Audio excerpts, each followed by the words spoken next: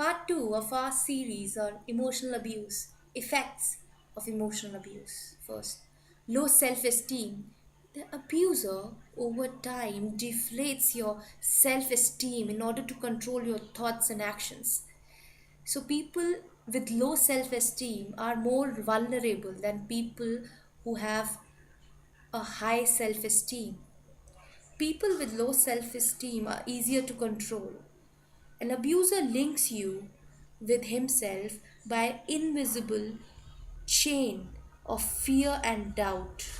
He does it because he wants you to believe that you cannot function without the abuser. He has many tools like gaslighting. He may make you doubt your own sanity. Minimalizing. He may demean you, belittle you, put you down about your looks, about your job, about your educational qualification, etc. etc. And when you get hurt, he would tell you, don't you get jokes? Or you're too sensitive. Isolation is another tool. He may try to cut you off from others by telling you untrue conversations. He might tell you things that nobody said, only to make you believe that the abuser is the only person you can trust. One piece of advice: never try to make an abuser admit a mistake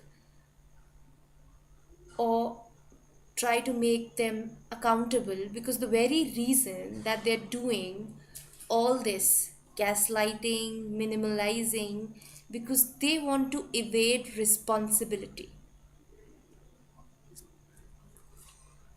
Lack of self confidence. The abused may seek validation from others to verify if they are good enough. They cannot take decisions. They deliberately take up jobs that don't stretch their abilities because they fear failure, failure syndrome. They feel that they don't deserve the success, or the success was a fluke, and they fear that they might jeopardize a relationship or a job. Like, a girl gave her a test answer sheet to her classmate after having completed it during the test to cheat, so that the invigilator cancels that girl's answer sheet because she was feeling that she didn't deserve to score well in exam. This is so because someone in their childhood or life convinced them that they were worthless. So they constantly fear that if they'll do a certain job or get into a relationship, they would jeopardize it. Perfectionism, either hell-bent to succeed in order to validate your self-worth, or you leave many projects unfinished because until they're incomplete, one has not failed. A state of paralysis, transfer of needs, drugs, alcohol, or workaholic. So basically they feel that they're only worth the product of their labor. Unrealistic guilt. They just carry the burden of real and imagined shortcomings, and they constantly feel guilty because you were told by the abuser that you were responsible for screwing up his or her life. So you constantly apologize for things that, and when the person tells you that it was not your fault, you don't believe it. So literally, you blame yourself for all the problems of the world, poverty, climate change, and whatnot.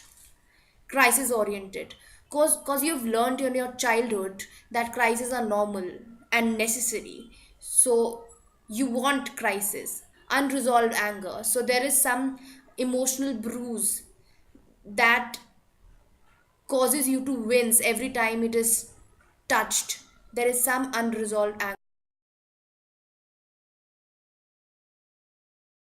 Loneliness, it differs from being alone because loneliness destroys your relationship with your own self and also with others, so you no longer trust yourself. Because at the time of the views, what happened was the boundary between you and the abuser was blurred. Okay, and then you might become sensitive to authority control.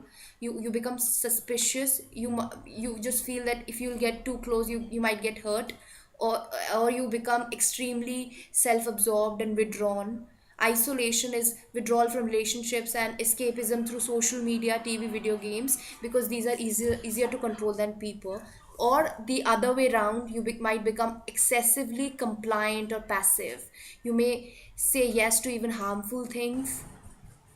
Abuse breeds abuse, so it is important that your emotional wounds are healed. We all go through suffering in life, but the important thing is what we take out of it. A good person will always feel that what happened to him should never happen to anyone, but a bad person will always aspire to see the others suffer the same fate as he did. If you have any questions, please leave your comments in the comment section.